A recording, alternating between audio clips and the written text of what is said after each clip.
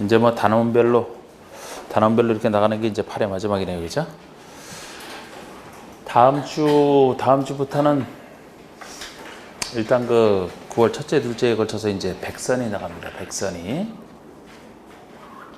지금까지 이제 이론 정리하고 지금까지 문제했던 건 다 그것을 이야기하는 훈련 과정이라고 생각하시면 돼요. 마지막에 그 문제 백선은 꼭 해야 될 것만 다 골라서 그것만 여러분들 거로 흡수하셔도 뭐 어렵게 나와도 대비가 됩니다. 그러니까 그 최종 자료 이제 그걸로 여러분 정답을 떠나서 정답 아닌 것들도 뭐 다 중요한 지문들로 구성되어 있으니까 그렇게 하시면 돼요.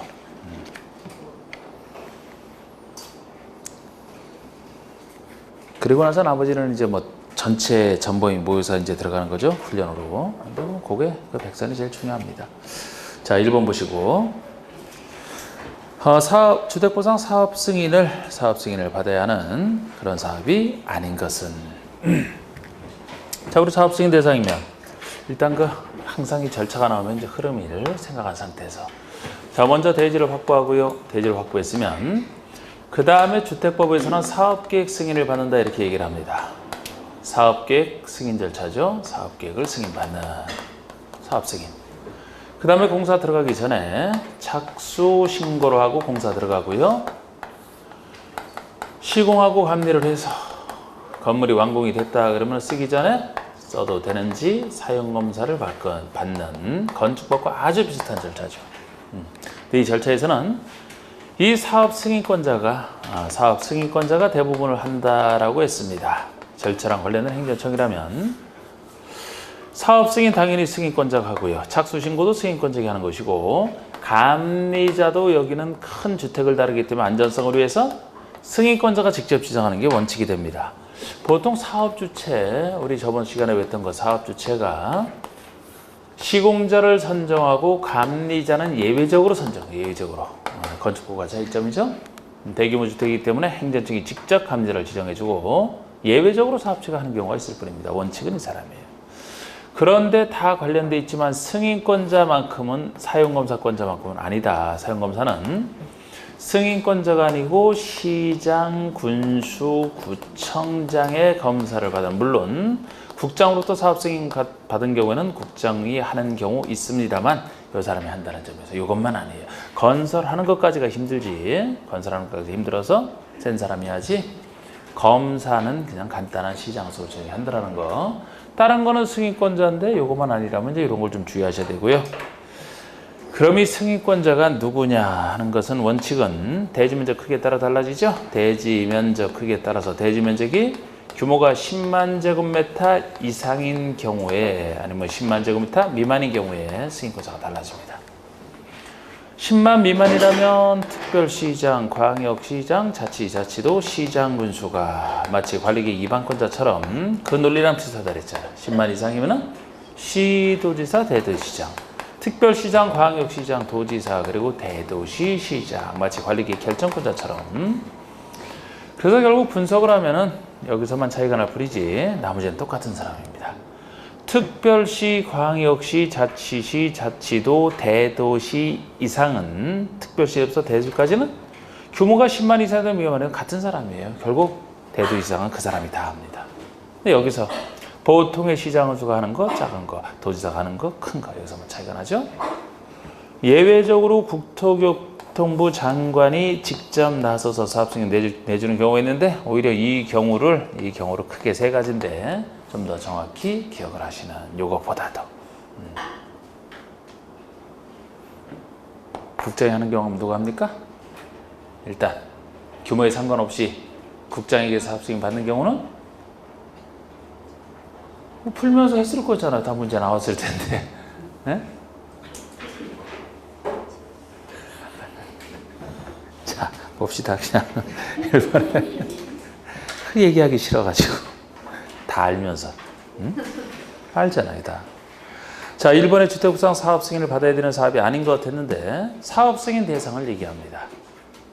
사업 일회당 규모로서 단독주택을 건설한다 그러면은 원칙이 30호 이상, 예외 50호 이상 두 가지 예외가 존재하고 공동주택이라면 30세대 이상, 예외 50세대 이상 두 가지가 전제하고 대지는 10,000 이상. 1번에 35세대, 구체적으로 35세대로 나와 있어요. 35세대를 증가하는 리모델링 사업이다. 리모델링에서는 세대수 증가하는 부분만 건설 파트라 사업 승인을 받아야 되는데 그것이 30세대 이상에 속하는 거 아닙니까? 35세대라면. 그래서 이거 사업 승인 대상 맞죠. 만약에 요게 아닌 나머지 리모델링이라면 사업 승인이 아니고 리모델링 허가를 받는 거잖아. 예, 요거 맞고요. 이번에 60호의 한옥을 건설하는 사업이다. 그러면 한옥은 설치 장려 50호 이상부터 받는 거죠. 두 가지 예외 중에 하나 한옥. 또 요 한옥과 공공택지를 공공사업으로 조성된 땅을 일단의 토지로 통째로 공급받아 짓는 곳, 요 두 가지가 50호 이상 혜택 받는 겁니다. 단독주택 중에서는. 그러니까 60호니까 50호 이상 맞고요. 그 다음에 30세대의 아파트. 그럼 보통 공동주택은 30세대 이상이니까 딱 들어가죠. 30세대 이상이 원칙인데 예외 두 가지, 50세대 이상 예외 두 가지가 도시형 생활주택 중에서 인기가 없었던 단지형 연립, 단지형 다세대를 활성화하기 위해서 나온 것이다. 물론 단지형 연립, 단지형 다세대가 요건은 갖춰야 됩니다. 전용면적 30 이상은 되면서 진입도로 폭이 6m 이상은 돼야 된다. 조건이 너무 낮아서 웬만한 거 다 들어가요. 그래서 단지형 연립, 단지형 다세대가 50세대 이상 혜택받는 것이기 때문에 나머지는 원칙대로 가는 겁니다. 옛날부터 인기 있었던 원룸형은 그대로 30세대 이상이 되는 거죠. 그래서 4번에 40세대의 원룸형이다. 그러면 이거는 원룸형은 30세대 이상부터 받는 것이라 사업승인 대상 받는 거 맞습니다. 단지형 연립, 단지형 다세대가 바로 5번 얘기잖아. 40세대의 단지형 다세대주택 건설 사업인데 면적이 30 이상이면서 진입도로 폭이 6m에서만 딱 그 조건도 충족하고 이게 50세대 이상부터란 말이에요. 50세대 이상. 그래서 40세대라 답이 되는 겁니다. 요거 말고 또 하나 50세대 이상 받아야 되는 예외는 정비사업 중에서도 달동네, 주거환경 개선구역 내에서도 반쪽짜리 방법으로 할 때만 시행자가 그때는 주택을 손대지 않고 주택은 소유주가 스스로 하기 때문에 정비법 적용받지 않고 여기 따라 하는데 그게 50세대 이상이다 하고 두 가지 아닙니까? 자, 2번 다음은 주택보상 사업승인권자가 예외적으로 국장이 되는 사유. 이거 국장이 되는 사유를 제가 아까 물어봤던 거잖아요. 이거 아닌 것은 1번이 답이 되는 게 국가지자체 토지주택공사 지방공사가 사업을 한다. 지자체랑 지방공사를 빼야 돼요. 지자체랑 지방공사가 들어가서 틀린 겁니다. 국가가 사업을 할 때는 전국을 대상으로, 토지주택공사가 사업을 할 때도 어느 지방에서만 해서는 안 된다. 전국을 대상으로. 그래서 규모와 상관없이 국장이 되는 거 아닙니까? 지자체나 지방공사라면은 그 지방에서만 사업을 하니까 원칙으로 따라서 지자체 생각받는 게 편하지 국장에 받으라는 오히려 불편해요. 물론 요 사람도 다른 요건 갖추면 됩니다만 규모 없이 얘기한다 그러면은 국가랑 토지주택공사 요 사람이 할 때지 지자체나 지방공사랑 지방에서만 하니까 받을 필요 없다 이렇게 했던 거 주의하셔야 됩니다. 그리고 항상 요거랑 비슷하게 보셔야 될 게 크게 제가 세 가지라고 말한 게 5번이잖아. 5번. 지자체가 단독으로 총지분의 50%를 초과해 출자한 위탁관리 부동산 투자 회사가 공공주택 건설 사업을 한다. 주택법에서 이런 얘기 나오면 부동산 투자 회사는 원래 민간인인데 공공에 해당하는 자, 여기는 지금 지자체라고 표시되어 있죠? 공공에 해당하는 자가 50%를 초과하여 출자해서 만들었다. 그럼 공공성이 강화되고 그런 부동산 투자 회사도 공공주택 건설 사업을 한다. 공공성이 매우 강하기 때문에 이때는 역시 지방에서만 하면 안 된다. 전국을 대상으로 사업을 해야 될 것이다. 이런 자가 주택법에서 나오게 되면 항상 공공 중에서도 제가 1번에 토지주택공사처럼 취급하시면 좋다고 했잖아요. 항상 나올 때마다 공공 중에서 토지주택공사처럼. 그래서 크게 1번, 5번이 한 가지고 또 하나가 2번 330만 대규모 사고 관련된 이건 누가 사업 주체이든 상관없이 제일 큰 사업 330만 이상 규모로 도시개발 사업이든 뭐 택지개발 사업이든 있는데 이런 도시개발 사업을 추진하는 지역 중 국장이 지정고시하는 지역 안에서 사업을 한다라면 이때는 국장에게 받는다. 규모가 큰 사업이라. 또 나머지 하나가 3, 4번 아닙니까? 3번은 수도권 광역시 긴급한 주택난해소가 필요하여 국장이 지정고시하는 지역에 관해서 사업할 때고 긴급한 경우는 항상 예외라고 했고 원칙에 대한 예외. 5번의 지역균형개발이나 광역재천의 조정이 필요하여 역시 국장이 지정고시하는 지역 안에서 사업을 한다면 지역균형개발을 꾀하는 것은 국가 차원에서 해야 되는 거 아닙니까? 광역적 차원의 조정이 필요해도 광역지자체 사이에 협의가 안 되니까 조정이 필요할 거 아닙니까? 나라에서 해줘야 돼 이때는. 그래서 이런 경우 나와도 당연히 국장이라고 보셔야 되고 1번만 잘 이해하시면 되는 거죠. 3번에 사업 승인권자에 대한 설명으로 옳지 않은 거. 원칙적으로 특별시 광역시에서는 대지 면적에 관계없이 원칙적으로 특별시장 광역시장의 승인권자가 된다. 예외적으로 이제 국장이 하는 거 빼놓고 이제 원칙적으로 얘기하는 거죠. 그럼 제가 아까 특별시에서부터 대도시 이상에서는 규모에 상관없이 그 사람이 한다 그랬잖아. 일반 시군에서 차이가 나는 거지. 2번 A도 B군에서 또는 A도고 B군에서 대지면적 10만 이상의 대지의 건축 시 승인은 A 도지사에게 받고 대지면적이 10만 미만의 대지의 건축 시의 승인은 B군수에게 받는 것이 원칙이다. 여기서만 차이가 나는 거. 도 밑에 있는 일반 시군에서는 10만 제곱미터 이상이면 도지사가 10만 미만이면 시장군수가. 그 얘기 중에 하나죠. 3번의 토지주택공사가 A도 B시에서 대지면적 12만 제곱미터 10만 이상 대지의 건축 시 A 도지사에게 사업 승인을 받아야 된다. 이거는 2번과 착각하시면 안 되죠. 토지주택공사가 한다라는 말이 있어서 다른 얘기예요. 만약에 토지주택공사가 한다라는 이 말이 빠지면 맞는 얘기가 되는 겁니다. 10만 이상이니까 도지사. 근데 토지주택공사가 할 때는 아까 항상 국장이 받는다 그랬죠? 그러니까 틀렸지. 토지주택공사가 할 때니까. 국가가 해도 마찬가지고. 4번에 원칙적으로 대도시에서는 대지면적에 관계없이 대도시장이 다 한다. 5번에 전체 세대수가 600세대 이상인 주택단지에서 주택건설 사업을 시행하려는 자는 해당 단지를 공구별로 분할하여 주택을 건설 공급할 수 있다. 공구별 분할 사업이 가능한 경우 600세대 이상 아닙니까? 공구별은 최소 하나의 단지를 최소 둘로는 공구를 나눠야 되고 각각의 공구별로는 300세대 이상 건설해야 된다. 그것 때문에 그렇습니다. 600세대 이상 단지라야 공구별 사업이 가능하죠. 그래서 4번에 주택건설 사업의 착수와 승인에 대한 설명이 옳은 거. 자, 여러분 여기서 자, 사업 승인을 받았습니다. 사업 승인을 받았어요. 그러면 착수 신고를 하고 착수를 해야 되죠, 그죠? 사업 승인 후 착수해야는 몇 년입니까? 아이, 빨리 답해요, 빨리. 자, 사업 승인을 받은 후 착수기한? 아니, 모르는데 이걸 풀었어요? 아, 보통 사업 승인 후 착수기한은 몇 년이야? 건축하고 착수기한은 몇 년이에요? 건축 신고 후 착수기한은 1년. 그럼 건축하고 착수기한은? 네? 아니 여러분 공부 열심히 잘 성적도 잘 나오는데 제가 완전히 착각하고 있었나? 아니 진짜 그럼 이거 다 틀렸어요 4번?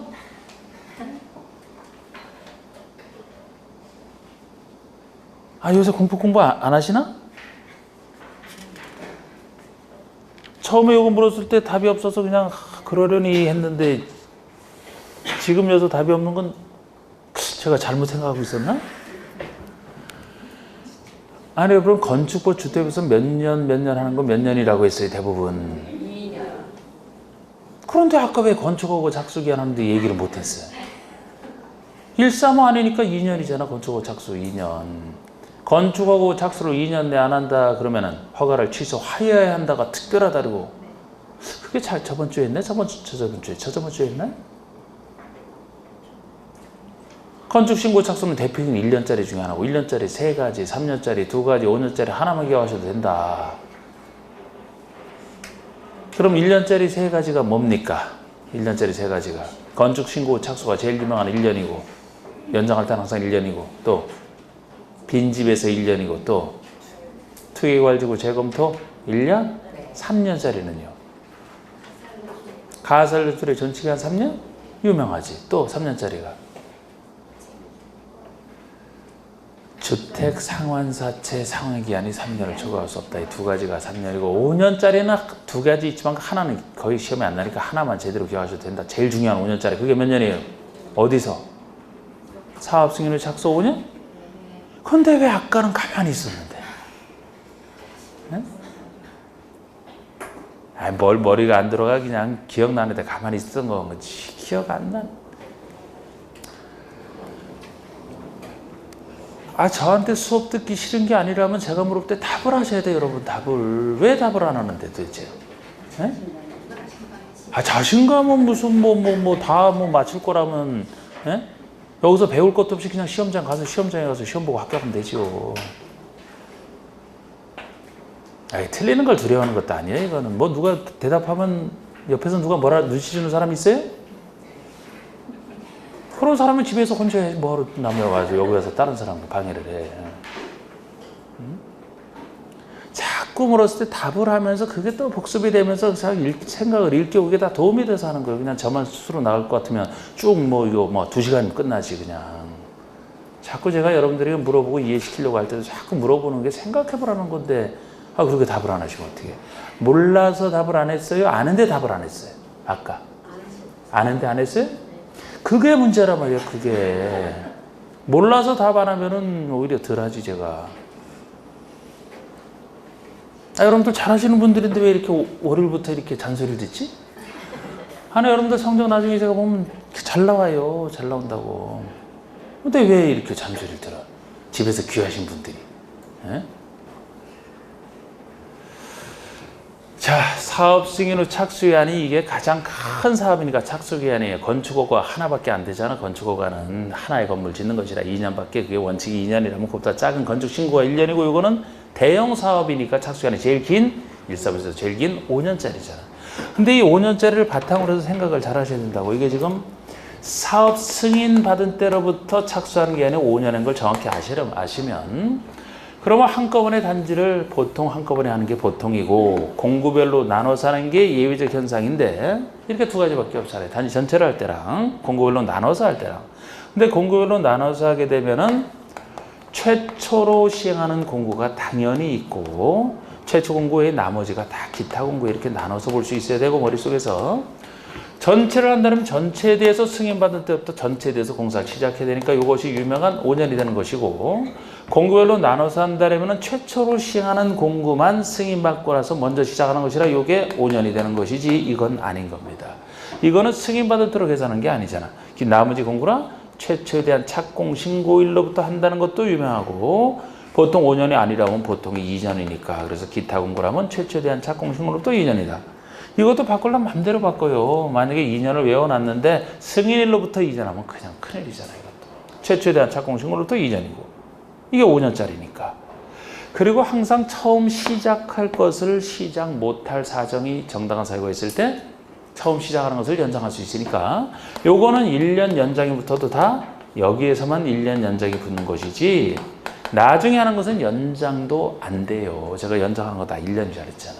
그리고 여기서도 사업 승인 취소와 관련해서도 허가 취소해야 된다가 특별한 것이지 보통은 승인 취소할 수 있다는 것이 보통이라고 했는데 처음 시작을 못할 때 그렇게 못할 거면 승인을 취소하겠다. 이런 경우 취소할 수 있다. 여기서도 요때 안 했을 때 취소할 수 있는 것이지 여기서 안 했을 때는 이미 시작한 것이고 나중에 하는 걸 안 했다고 해서 승인 취소할 수 있는 사유는 아니다. 이 5년을 통해서 이렇게 정확하게 다 보고 있어야 되잖아. 응?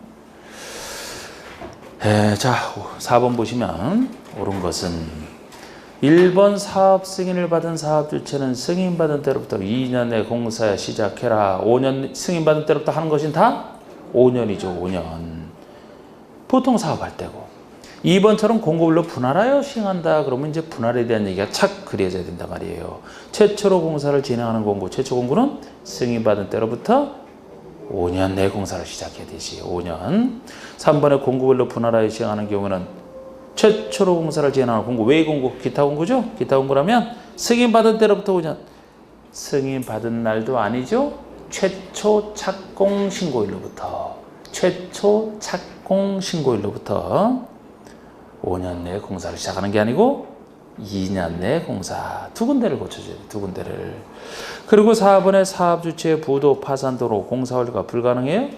착수는 했지만 완료가 불가능하다. 이 경우도 승인을 취소할 수 있는 사유 중에 하나 아닙니까?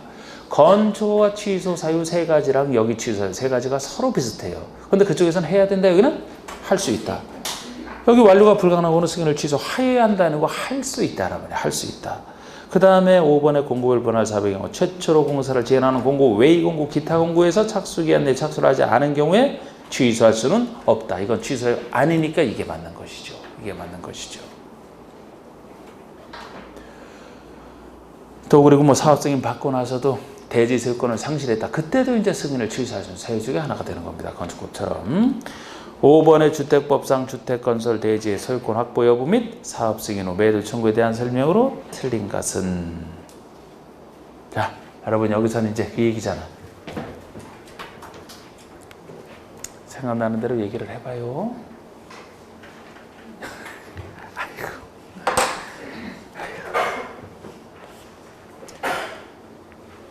자, 요 전에 대지를 확보하는 건 대지 소유권 확보를 얘기하잖아. 이것도 건축물 얘기랑 거의 비슷한 얘기다. 이게 특별법이니까. 소유권 확보가 원칙인데 소유권 확보 안 하고서도 사업 승인 받을 수 있는 예외가 존재하잖아. 사용권, 100% 사용권 가지고 있으면 소유권 확보 없이도 가능하다.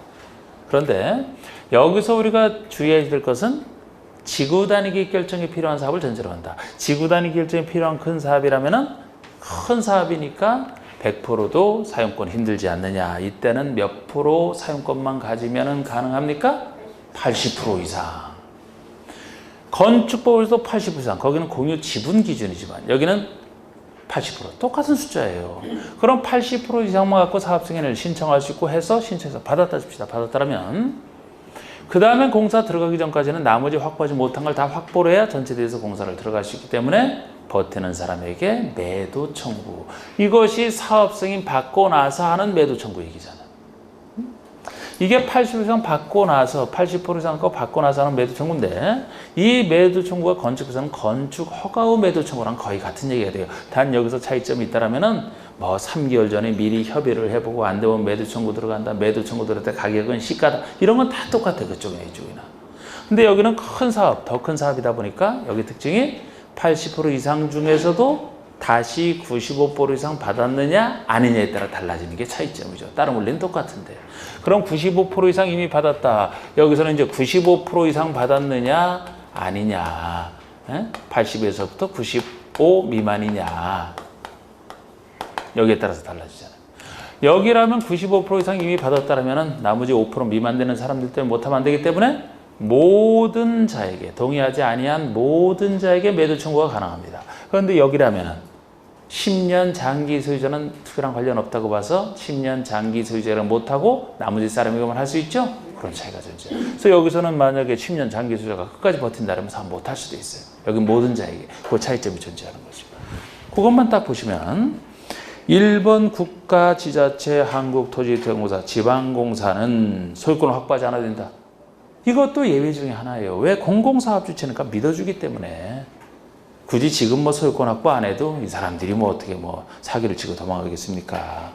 이 경우도 소유권 확보 안 해도 되는 경우에 속하고, 또 2번을 제가 주로 말씀드린 건데 지구 단위 결정에 필요한 사업을 전제로 해서만 해당 대지면적의 80% 이상 사용할 수 있는 권한을 확보한 경우에도 대지 소유권을 확보하지 않아도 된다. 맞고요.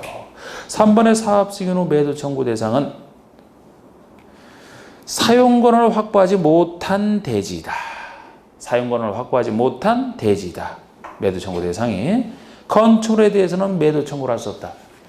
아니, 건축물에 대해서 만약에 매도 청구를 못한다면 대지는 매도 청구를 통해서 확보하고 거기는 건축물은 못해요. 그럼 공사할 수 있어요? 없어요? 못하지. 역시 건축물도 확보를 해야 다 밀어버리고 새로 할 수가 있지. 당연히 이거는 뭐 대지나 대지뿐만 아니고 건축물에 대해서도 하는 건 당연한 겁니다. 건축법도 마찬가지고.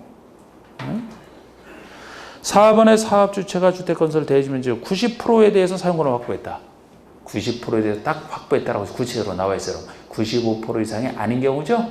95% 이상이 아닌 경우니까 사용권을 확보하지 못한 대지 소유자 중에서 지구단위기획구역 결정 고시일 10년 전에 소유권을 취득하여 계속 보유하고 있는 자에 대해서는 매도 청구를 할 수 없다. 맞는 거죠. 이때 만약에 참고로 이 10년 이상 지금 소유하고 있는 토지인데 요거를 상속받은 토지라면은 돌아가신 그 피상속인의 소유기한을 합산해서 10년 여부를 계산할까요? 그 사람 거 빼고 상속인 소유한 요것만 갖고 따질까요? 포함? 합산하겠지 당연히. 상속이라는 게 피상속의 권리물을 그대로 포괄 승계하는 건데 합산해서 합니다. 매도 청구할 때 가격은 시가. 항상 매도 청구는 시가예요 다. 감정거라고 안 됩니다. 시가. 3월 이상 미리 협의를 하라 그런 것도 지면은 없지만 당연한 얘기고 별 얘기 아니고 협의는 해보고 안 될 때 매도 청구 아닙니까? 이게 지금 배운 게 사업 승인으로 매도 청구예요. 나중에 나오는 게 이제 사용검사를 받고 나서 하는 매도 청구도 하나 더 있지. 이 절차에서만 2군데 나오는 겁니다. 매도 청구가. 그건 좀 이따 나올 것이고. 6번의 주택건설 용지 확보 등에 대한 설명으로 옳은 것은 했는데 국민주택 규모 주택 비율을 30%로 하는 주택의 건설에서 국공유지 매수를 원하는 자에게 국가 제천한 해당처를 우선 매각할 수 있다. 사업주체 도와주는 조치 중에 공공에 관련된 도와주는 조치 중에 국유지 공유지를 누구에게 우선 매각 또는 우선 임차가 우선권 자체가 혜택인데 그 관련된 얘기죠. 그러면 이렇게 국공유지를 우선 매각 우선 임차를 받을 수 있는 사람은 둘 중에 하나입니다. 국민주택 규모 주택 비율을 50% 이상 건설할 사람. 국민주택 규모 주택 비율을 50% 이상 건설하려는 사람. 요새는 뭐 그렇지만 옛날에 큰 주택 많이 지을 때 이제 여기 나왔던 거죠. 이런 혜택을 통해서 유도하려고. 또 하나는 조합주택 건설하려고 하는 사람. 조합주택을 건설한다는 것이 지역과 직장이 있어서 집어넣는 사람들의 내 집 마련을 위해서 힘써주는 거 아닙니까? 그런 차원에서. 그래서 이거는 최소 50% 이상이 돼야 되기 때문에 30%이기 때문에 이때는 우선 매각 안 된다 이렇게 보셔야 돼요. 두 번째, 국민주택 건설이나 이를 위한 대지 조성에서 필요한 경우 토지나 그 토지 위의 건축 정착물 및 토지 소유권 이외의 권리를 수용 사용할 수 있는 사업 주체는 공공사업주에 한한다. 수용 사용할 수 있는 사업 주체가 누구냐 하는 얘기입니다. 주택법상 수용 사용은 제가 공법에서 수용 사용은 4군데라 그랬잖아요. 4군데. 도중계획 시설사업, 개발사업, 정비사업, 도중계획사업 자체로 공공 도시계획사업. 그거는 공공이든 민간이든 자체로 공공사업이기 때문에 수용사업권이 당연히 인정이 돼요. 그거 외에는 주택법인데 주택법은 도중계획사업이 아니기 때문에 내용에서 공공성을 채워야만 수용사업은 공공을 위해서만 인정하는 거 아닙니까? 그래서 여기서만 아무나 안 되고 공공사업주체만 그것도 민영주택건설과 관련해서 인정하는 게 아니고 국민주택건설과 관련해서만 제일 좁게 인정할 수밖에 없는 게 주택법이에요. 자체로 공공사업이 아니기 때문에 공공사업을 채워야 돼서 그렇습니다. 그래서 이거만 국민주택건설이나 이를 위한 대지 조성을 위해서 이런 목적으로 누가 공공사업주체만 정확합니다. 다른 수용사용에서는 민간인도 할 수 있잖아요. 여기는 공공만, 그것도 국민주택건설과 관련해서만 그 얘기예요. 그래서 맞고 3번의 국공유지를 임차한 자가 아까 그 사유로 혹시 국공유지를 우선 임차했다. 임차일로부터 1년 내 국민주택 규모 주택이나 조합주택을 건설하지 아니하거나 그 주택을 건설하기 위한 대지조성 사업을 안 한다. 1년 내 안 한다. 그러면 임대계약을 취소. 임대계약은 취소할 수 있고 매매계약은 환매할 수가 있는 건데 몇 년 내에 안 할 때요?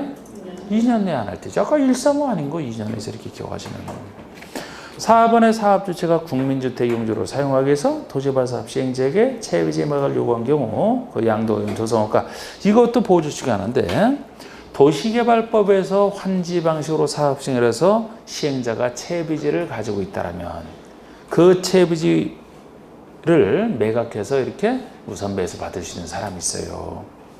사업주체라면 다 돼. 공공이든 민간이든. 그러나 반드시 국민주택 용지로 쓰기 위해서 매각을 요구한 때만 이 시행자가 이자에게 우선 매각할 수 있는 이런 근거 규정이 되겠습니다. 그래서 이것도 민영이 아니고 사업주가 국민주택 용지로 쓰기 위해서라면 매각할 수 있는데 이 경우 지금 여기서 물어본 것은 양도 가격이죠. 양도 가격은 조성원가로 뒤가 틀렸어요. 조성원가로 해야 되는 게 아니고 감정가로 해야 됩니다. 감정가격으로. 국민주택 지을 사람에게 혜택 주기 위해서니까 시가는 아니고 감정가로 해야 돼요. 감정가로 해야 되고 예외적으로 조성원가예요. 원칙이 감정가격, 예외적으로 조성원가. 예외적으로 조성원가는 훨씬 싼 거잖아. 조성원가로 하기 위해서는 임대주택 건설 용지 등 몇몇 아주 서민들에서 0으로 정한 경우에만 조성원가로 할 수 있는 예외예요. 그래서 원칙이 감정가. 감정가로 주는 것 자체가 혜택이야. 조성원가는 더 센 혜택이라 임대주택 건설 용지 등 이런 얘기 나왔을 때만 예외적으로 조성원가로 가능한 겁니다. 5번에 인가를 받아 설립된 리모델링 조합은 그 리모델링 결의에 찬성하지 아니한 자의 주택 및 토지에 대해서 매도를 청구할 수 없다? 있다. 이것이 이제 리모델링에서 나오는 매도 청구잖아. 역시 리모델링 허가를 신청할 때 일정 수의 75% 이상 등의 동의를 받아야 되는데 그 결의에 반대한 자가 있으면 반대한 자 물건에 대해서도 역시 매도 청구를 통해서 취득을 해야 전체에 대해서 리모델링이 가능하기 때문에 역시 매도 청구로 인정해야 됩니다. 7번 주택법 규정한 주택건설사업의 감리자 지정과 사용검사에 대한 설명이다. 옳지 않은 건 지금 여기에요. 지금 이게 뭐냐면 여기서 감리자 지정을 묻고 있고 사용검사에 대해서 묻고 있구나. 감리자는 아까 대규모 주택이기 때문에 사업자 눈치 안 보고 감리자가 제대로 감리하라고 원칙적으로 승인권자가 지정해 주는 게 원칙이 돼요. 사업 승인권자가. 근데 예외적으로 사업체가 할 수 있는 경우라면 이 사람이 안 하고 이 사람이 할 수 있는 경우라면 믿어주는 공공사업체가 사업한다면 스스로 하면 되고 또 혜택 주는 도시형 생활주택일 때 도시형 생활주택은 여러 가지 혜택 준다 그랬죠? 그래서 도시형 생활주택은 건축법에 따라 감리를 받으면 된다 이렇게 얘기를 합니다. 원칙 예외. 그런데 여기서도 제가 강조하고 싶은 얘기는 최근에 바뀐 얘기 중에 이 사람이 지정을 하든 이 사람이 지정을 하든 감리비는 항상 사업주체가 내는 거예요. 내는 건데 지급은 직접 못해요. 사업주가 자기 건물 지으려고 감리를 하니까 당연히 감리비는 이 사람들로 내야 되지만 옛날엔 직접 지급을 하게 했는데 이 사람이 지정을 해줘도 직접 지급하겠는데 지금은 사업주체가 사업 승인권자 명의로 감리비를 예치해야 돼요. 직접 지급이 아니고 이 사람 명의로 예치를 해야만 돼. 그러면 사업 승인권자 명의로 되니까 이 사람이 돈 찾아서 직접 지급을 하게 되면 완벽하게 눈치 안 보고 할 수 있잖아. 건축법에서는 건축주가 여전히 냅니다. 여전히 건축주가 지급을 해요. 여기는 이 사람이 지급하게 돼 있다고. 이게 좀 더 선진화된 제도로 하는 거죠. 그리고 사용검사라면 요거 좀 아시고 요것만 승인권자 아니니까. 그리고 사용검사 관련된 얘기 건축과 차이가 15일내 하라면 그 차이 왜 원래 다 비슷하지 않습니까? 자, 1번 감리자는 사업 승인권자가 사업 계획을 승인한 때와 시장을 조청해 리모델링 허가를 했을 때 지정한다. 사업을 승인한 때와 리모델링 허가는 간단하게 시장구조 전정에 해주는 건데 어쨌든 이랬을 때 승인권자가 지정한다는 겁니다. 원칙이. 2번 사업주체는 사업주체와 감리자 간의 계약에 따른 공사 감리비를 직접 감리직에 지급하게 틀린 거예요. 사업주체가 직접 지급하는 게 아니고 사업 승인권자 명의로 예치하면 승인권자가 지급한다. 이렇게 보시면 돼요. 승인권자 명의로 예치. 승인권자가 직접 지급. 그게 최근에 바뀐 거예요. 최근에 작년부터. 3번에 사업주체가 한국토지주택공사인 경우 공공이네요. 공공. 아니면 아까 공공의 50%를 초과해 출자한 부동산 투자에서 마찬가지고요. 같이 보라 그랬고 아니면 건축부상 감리를 받는 도시형 생활주택인 경우는 사업 승인권자가 감리를 지정하지 않는다. 그러니까 도시형 생활주택은 건축부상 간단한 감리 규정을 적용하면 된다는 겁니다. 그럼 승인권자가 할 필요 없다는 겁니다. 이 두 가지. 4번의 사업 승인 조건이 이행되지 않은 경우에는 공사가 완료된 주택에 대해서 동별로 사용검사를 받을 수 있다. 원래는 전체 공사 완료하고 받는 게 항상 사용검사예요. 건축부나 여기나. 근데 여기서는 사업 승인 조건인데 이행이 안 됐다. 그럼 어떤 동은 되고 어떤 동은 혹시 이행이 안 될 수 있으니까 완료된 주택에서 동별로도 정식 사용검사를 받을 수 있다는 거예요. 원래 동별로는 임시 사용 승인 받는 거예요. 원래 근데 이런 경우는 정식 사용검사도 동별로 받을 수 있다는 겁니다. 4번에 공동주택이 동별로 공사가 완료되고 임시사용 승인증이 있는 경우에 대상주택이 사업기능에 적합하지 하고 사용의 지장이 없다라면 세대별로도 임시사용 승인은 가능하다.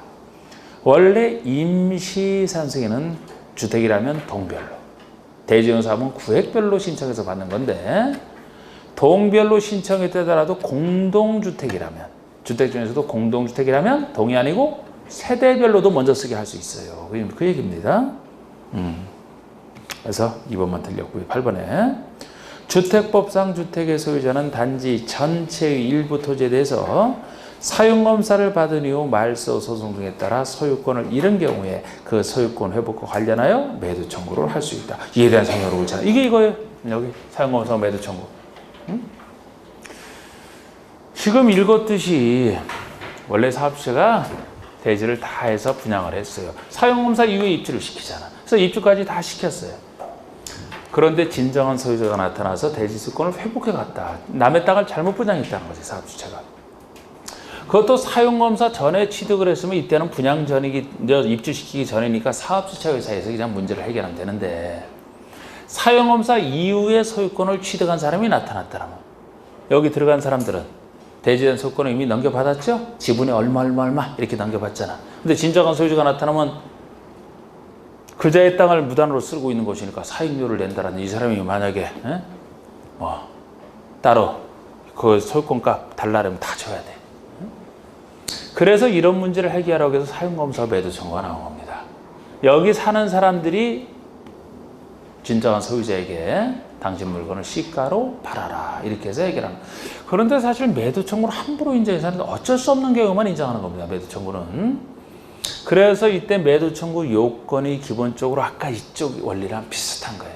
95% 이상이면은 뭐든지 할 수 있듯이 여기서도 회복해간 땅이 전체의 5% 미만일 때만이에요.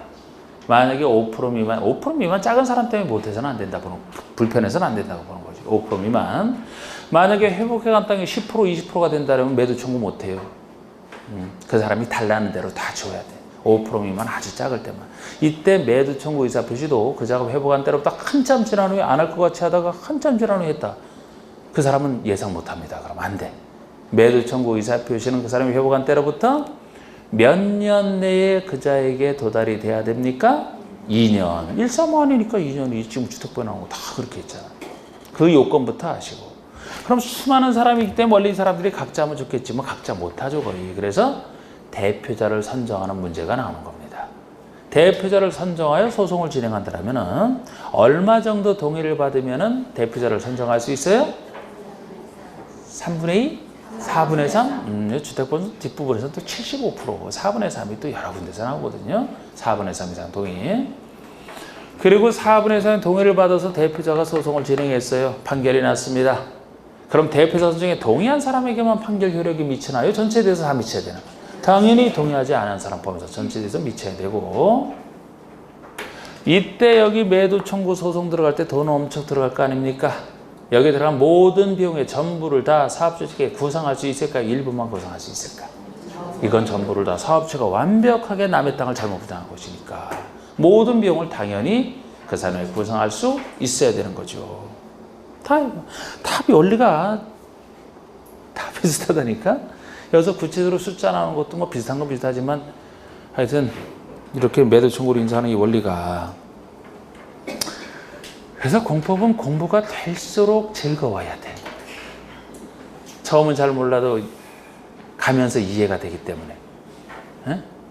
어떻게 처음보다 이 공법 공부를 할수록 저한테 잔소리 듣는 거 떠나서 말이에요. 공법 순수하게 공법만 봐서 즐거워져요? 안 즐거워져?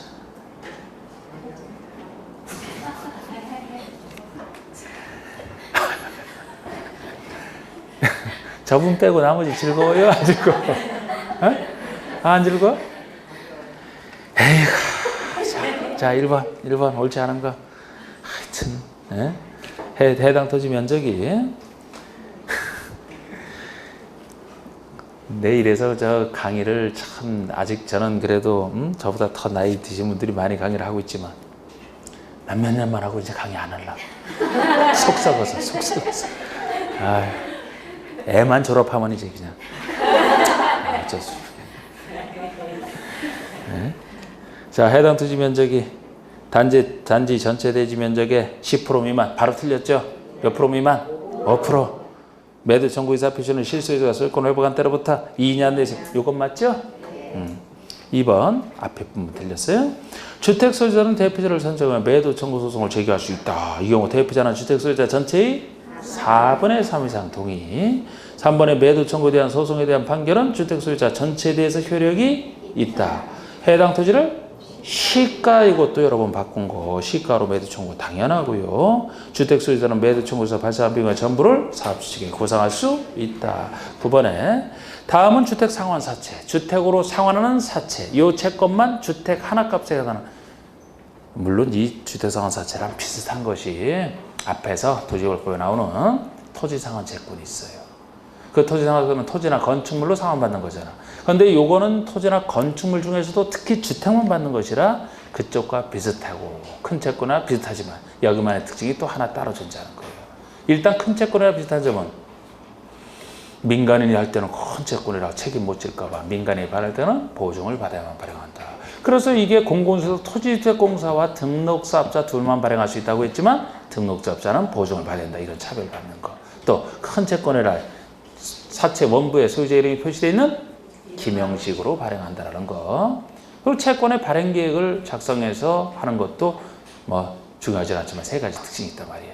그리고 여기 주택만 받는 것이라 특징이 유일하게 주택 공급처에서 교란금지에 걸리는 거라. 주택받은 채권은 이게 유일해서 거기 걸리기 때문에 다른 채권과 달리 원칙적으로 양도가 안 된다. 예외적으로 부당이양도만 된다. 이런 식으로 나가는 거예요. 다른 채권은 원칙적으로 양도가 되거든요. 여기는 원칙이 안 되고 예외적으로 된다. 이런 특징이 존재하죠. 1번 주택조합은 필요한 경우 주택으로 상환한 사채를 발행할 수 있다. 아닙니다. 주택조합은 발행 못해요. 이게 민영주택의 재원이라 돈 없을 때 요거 발행해서 그만큼 돈 끌어다 쓰고 나중에 주택으로 갚아지는 민영주택 재원이기 때문에 공공 중에서는 민영주택 제일 많이 공급하는 토지주택공사만, 민간인 중에서는 등록사업자만. 그래서 등록사업 중에서 사실 엄밀하게 뭐 법인인데 등록법인인데 법인만. 지금 여기 주택조합 같은 경우는 혼자 한다면 그때는 등록을 해야만 되고 등록사업자랑 공동으로 할 때는 등록사업자에게 맡기면 되기 때문에 단독이든 공동이든 등록사업자만 인정하면 충분하다고 보는 거예요. 주택조합은 못합니다. 이번에 토지주택공사는 금융기관의 보증을 받은 때만 발행할 수 있다.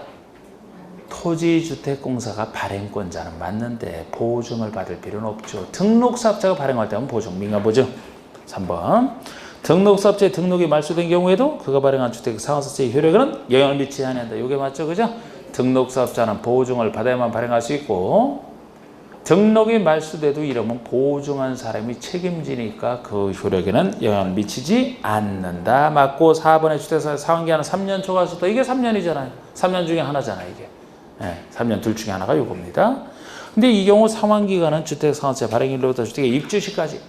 주택의 입주시까지가 아니고 주택 공급 계약 체결일까지. 주택 공급 계약 체결시까지 기간으로 해요. 주택 공급 계약 체결. 그러니까 보통 주택을 상환한다면 지금 여기서처럼 주택의 입주시까지 그럴듯합니다만 계약 체결만 하면 된다는 거예요. 그래서 짧은 3년이 되는 겁니다. 네? 공급계약 체결시까지 기간으로 3년을 봐요. 그러면서 공급계약이 체결되면 상환됐다고 보고 그 다음에는 이제 공급계약의 채무불이행 문제로 다뤄된다는 겁니다. 그래서 특이하게 짧은 3년이 되는 거예요. 이 법에 규정한 것을 제외하고는 민법 중 채권 발행에 관한 규정을 적용한다. 이게 규정이 없으면 어느 법을 준용할 것이냐? 민법이 아니고 상법이 돼요. 주택 상환 사채에서 사자가 회사사자, 회사채. 그러면 회사를 다루는 것은 상법이고 상법 중에 사채 발행하라는 규정이 있거든요. 그거를 준용합니다. 상법 중 사채. 그리고 여기 다른 얘기는 안 나왔지. 다른 얘기가 관련된 건 10번에 있네. 주택부산, 주택상환사채에 대한 설명을 옳지 않은 것은 주택상환사채를 발행하려는 자는 주택상환사채 발행계획을 수립하여 국장의 승인. 그렇습니다. 이게 만약에 도시개발법이라면 토지상환 채권이라면 역시 채권 발행계획 세우는 건 마찬가지인데 거기 승인은 개발법이니까 지정권자 승인받고 여기는 국장 승인받고 하는 거죠. 발행계획에 대해서. 3번에 2번에 김영증권. 김영증권을 합니다. 김영증권을 하되 액면 또는 할인가로 액면가로도 발행하고 할인가로도 가능합니다.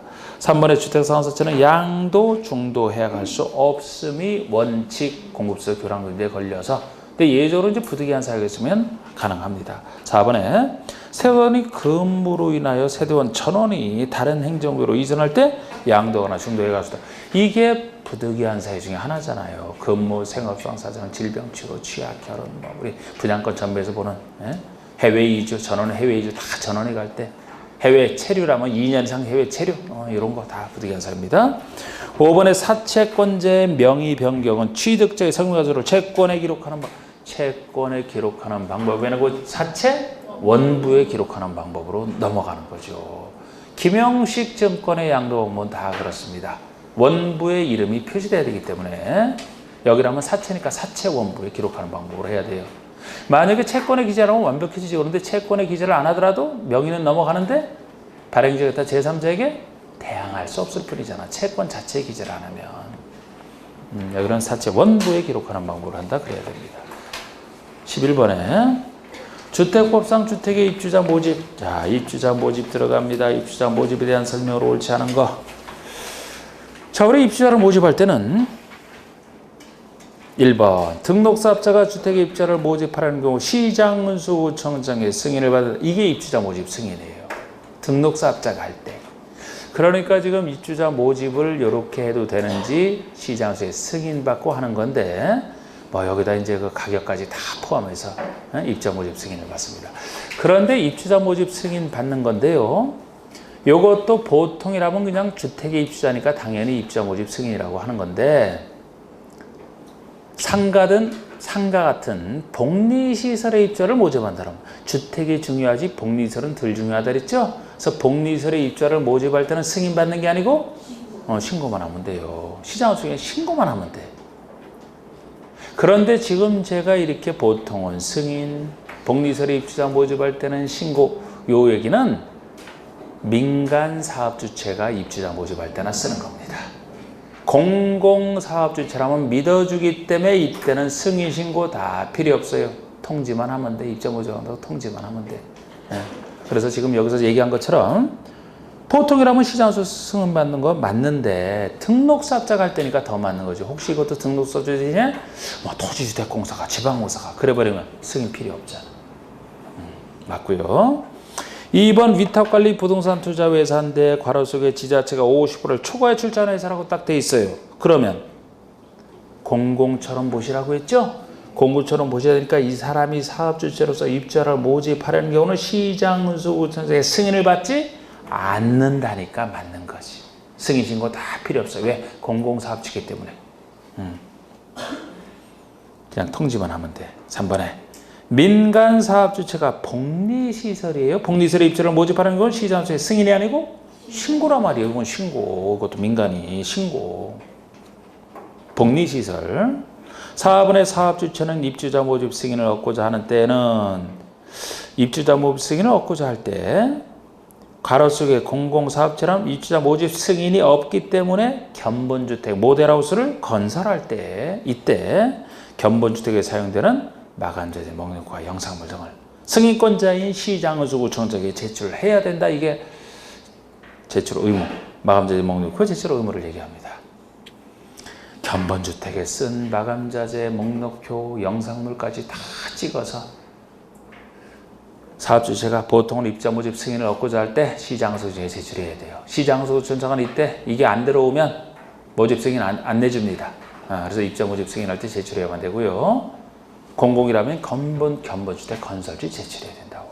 그럼 이렇게 제출하게 되면 시장의수구청이 이걸 가지고 있다가 나중에 입주자가 이거 좀 목록표가 다르게 됐다 이런 거에서 좀 증거로 삼으려고 좀 보여달라 그러면 이제 열람을 시켜서 그 사람의 증거자료를 쓰게 하려고 이런 제도예요. 5번에 시장의수구청장은 견본주택의 마감재재, 목록과 영상물 등을 본인이 가지고 있는 이 마감재재, 목록과 영상물 등을 사용검사일로부터 2년 이상 보관해요. 2년은 우리가 알 수 있어요. 주택법에 있으면서 135 아니니까 2년이지 뭐. 사용검사일로부터 2년입니다. 제출받은 때로부터가 아니고 사용검사로부터 이전이라는 것도 혹시 바꾼다면 바꿀 수는 있다는 거예요. 만약에 입주자 모집 승인을 그때 제출받았는데 그때로부터 이전이면 입주자가 입주하기도 전에 보관기간이 끝날 수가 있어요. 사용검사를 받고 입주를 시키고, 그렇기 때문에 사용검사를 받은 때부터 2년 이상은 들어가서 볼 수 있고, 들어가서 살다가 나중에 발견해서 보더라도 괜찮잖아요. 그래서 사용검사로부터 2년 이상 되는 것이고, 입주자가 열람을 요구하면 공개해야 됩니다. 그래서 맞는 얘기예요. 그래서 그 마감자재 목록 후에 쓰여진 마감자재대로 써야 되는데, 그 마감자재를 생산한 업체가 부도가 나서 마감자재가 없어서 쓸 수가 없다. 그럴 수도 있잖아. 그럴 때만 새로운 걸 쓸 수가 있는데, 새로운 걸 쓸 때도 예전에 제가 미리 통지하고 씁니다. 그런데 어떤 걸 써야 돼요? 그때는 마감자재 목록표와 동질 이상이면 되죠. 하질만 하면 되죠. 상질은 상관없어. 동질 이상. 뭐 그런 얘기도 이쪽은 상식적으로 보시면 되고. 12번에 분양가 상한제 적용주택에 관련된 설명이 다 틀린 것은, 자 이제 공급 파트에서 4가지, 사업자가 지켜야 될 거 2가지, 분양가 이하로 공급하라, 분양가 상한제 얘기와 저당권 설정의 제한, 그리고 개인이 지켜야 될 거 2가지, 분양권 전매 제한 걸리는 거, 분양권 전매 제한과 공급질서 교란급질, 이 4가지가 다 의미가 있는데 그 중에 분양가 상한제를 얘기하는 거죠. 요게 요새도 요게 핫한 거 아닙니까? 분양가 상한제는 특수하게 공급하는 건 다 대상이 아니고 처음부터 일반 공급분을 전제로 하는데, 처음에는 공공택지에서 짓든 민간택지에서 짓든 일반 공급분은 다 적용을 받게 했던 시절이 있었는데, 그게 전 정부에서 민간택지에서 짓는 것은 빼버렸어요. 그래서 민간택지에서 짓는 것을 빼버려서 민간택지는 원칙적으로 적용을 안 받고, 민간택지도 투기 우려 때문에 적용을 받게 하고 싶다면 민간택지는 반드시 분양가 상한제 적용지역으로 지정된 곳에서만 한다라고 했죠. 그런데 분양가 상한제 적용 지역의 지정 요건이 너무 까다로워서 현 정부에서는 그걸 그대로 유지하면서 법을 바꾸면 되는데 법을 못 바꿔. 야당이랑 그게 잘 안 돼갖고 법을 못 바꾸고, 그게 까다로워서 지정하고 싶어도 지정을 못하니까 요새 자꾸 말 나오는 게 민간택지 자꾸 저기 확대 적용하자, 투기과열 주고 저쪽에 강남권을 중심으로 해서 이렇게 하자고 하는데, 영을 바꾸려고 지금 입법 예고 중이에요. 법은 못 바꾸고. 그러니까 분양가 상한제 자체를 못 바꿔도 되는데 그걸 못 바꾸고 그대로 그걸 틀을 유지하면서 분양가 상한제 적용 지역의 지정 요건만 편하게 바꿔서 실질적으로 적용을 하려고 하잖아. 그런 뉴스 들었죠, 그죠? 뉴스 안 들어? 그건 이해해요. 뭐 공부하느라고 뉴스 안 들으면 되지. 그러니까 그런 얘기가 요새 있어요. 입법 예고 중이야 지금. 아마 9월 뭐 초까지 그 기간이니까 그거 끝난 다음에 이제 할 텐데, 영을 바꾸는 거예요. 영을. 지금 뭐 주택 매매 가격 상승률이 3개월 동안 뭐 최소 물가 상승률의 2배 이상 중에서 3가지 요건 다 있었거든. 근데 3개월 동안에 물가 상승률보다 주택 가격 상승률이 2배 이상, 이걸 찾기가 힘들었다. 그래서 그걸 그냥 투기과열지구. 투기과열지구만 하면, 물가 상승률과 상관없이 투기과열지구라면 나머지 3가지 요건은 똑같고, 3가지 요건 중에서 제가 다 볼 수는 없다 그랬잖아요. 그거 귀찮은 걸 어떻게 다 봐. 잘 내지도 않으면서. 근데 제가 그 3가지 요건 중에 하나는 그 얘기에서 했던 거 있죠? 분양가 상한제 적용 지역이거나 투기과열지구이거나 조정대상 지역에서도 과열지역 지정하는 이 3가지가 비슷하기 때문에, 투기과열지구가 비슷하기 때문에 공통되는 요건은 있다. 2개월 동안에 보통 전체 주택의 청약 경쟁률이 얼마 이상이냐. 주택 중에서도 국민주택 규모의 청약 경쟁률만 얼마 이상이냐. 둘 중에 하나. 일반 주택이라면 청약 5대1 초과, 국민주택 규모의 10대1 초과. 그건 다 공통점을 하겠죠? 그건 지금도 바꾸려고 하는 게 아니에요. 투기과열지구로서 이제 그거를 넣으려고 하고 있고, 아마 그렇게 될 거예요. 이건 뭐 영연 대통령으로 하는 것이라 특별한 반대가 없는 한 시험 보기 전에 그렇게 바뀔 것 같은데, 뭐 그게 사회에서 얘기할 때는 엄청 영향이 크지만 우리 영의 내용이기 때문에 시험과 관련해서는 덜한 거예요. 자, 하여튼 그래서 그냥 말씀드렸고, 틀린 것은 사업 주체는 공공택지에서 일반인에게 공급하는 공동택은 주택부터 정하는 기준에 따라 산정되는 분양가 이하로 공급하라. 공공택지에서 일반인이 주는 것은 다 지금도 적용받고 있어요. 그전부터 지금까지 다 법에서 정하는 분양가 이하로 공급하라. 2번 도시공원 생활택은 분양가 상한제 적용을 받지 아니한다. 자, 우리 여기에 속해도 분양가 상한제 적용을 안 받는 거 세 가지가 유명하죠? 요거는 분양가 상한제 적용도 안 받고 나중에 분양권 전매 제한도 안 받고 아주 좋은 거라 그랬잖아. 도시공원 생활주택은 항상 들어갑니다. 제일 큰 혜택. 그래서 앞으로 민간으로 확대돼도 도시공원 생활주택은 적용 안 받아. 또 성도 같은 경제자유의견에서 외질지 촉진과 관련해서 안 받기로 결하면 안 해준다 그랬고, 요건 별거 아닌데 관광특구에서 큰 공동주택을 유도하기 위해서 관광특구에서 큰 공동주택이 층수가 50층 이상, 초고층 50층 이상, 50층 이상의 높이로만 따지면 곱하기 3을 해준다는 게 건축구가 다른 차이점이에요. 50층 이상이면서 곱하기 3에서 높이가 150m 이상 둘 중에 하나. 요거 세 가지는 적용 안 받는 예로 주의하셔야 됩니다. 그래서 3번의 공공택지에서 주택을 공급하는 게 택지비는 그 공급가격에 국토교통부 이용이 정하는 택지와 관련 비용을 가산한 금액으로 한다.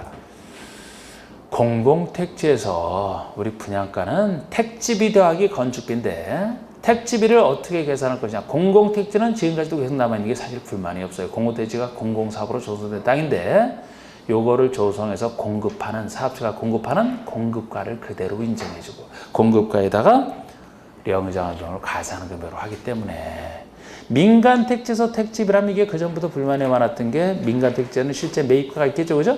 매입가를 인정해 주는 게 아니고 감정가격에다가 일정 비용을 가산하기 때문에 민간 택지가 그래서 싫어했던 겁니다. 공공택지는 공급가를 그대로 인정하기 때문에 큰 불만은 없어요. 불만은 더 많이 못 붙이니까 약간 있을 수는 있겠지만 민간 택지에 비해서. 민간 택지는 감정가, 여기는 공급가가 공급한 가격 그대로 아닙니까? 그리고 건축비는 국장이 정하는 기본형 건축비다. 일정 비용 가산해 이렇게 하고요. 4번의 분양가 상한제 적용 지역에서 주택을 공급하는 경우에 택지비. 분양가 상한제 적용 지역이라면 민간 택지를 전제로 해서 분양가 상한제를 적용받는 걸 전제로 하는 얘기입니다. 그럼 여기서 적용을 받는다라고 했을 때 택지비는 이렇게 감정평가에다 일정 비용을 가산하는 금액으로 하는 것이 원칙이고 예외적으로 매입가를 인정하시다.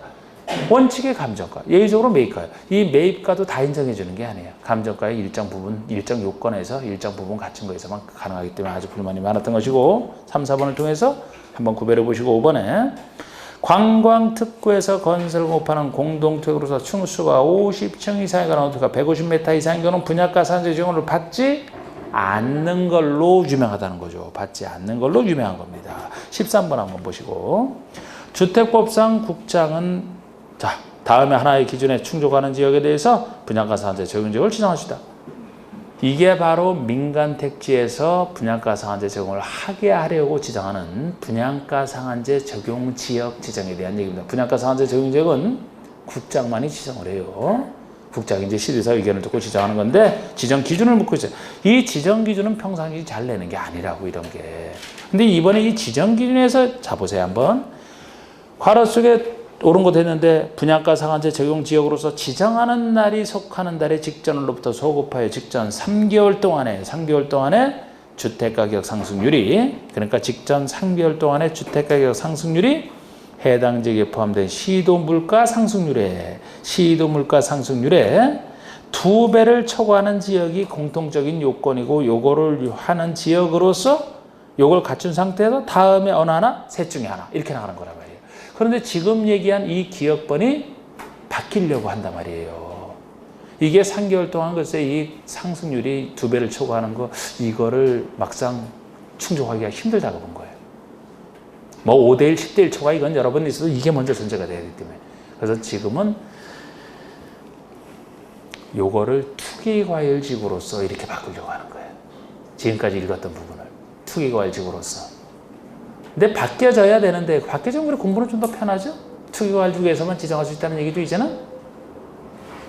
근데 이거는 어쨌든 이렇게 내는데 그래서 백선 지금 이렇게 만들 때도 지금 최종 마무리 단계인데 고민을 하는데 원래 우리는 바꾸려고 했다가도 입법 예고하다가도 안 되는 경우도 있거든. 이게 그러려고 의견을 들으니까 근데 별게 아니니까 그냥 투기과일지로 일단 생각을 하세요.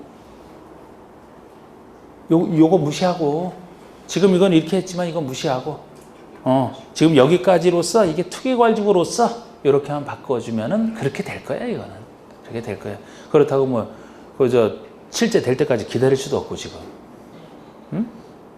아예 그냥 이거 투기과일지로서 이렇게 해주세요.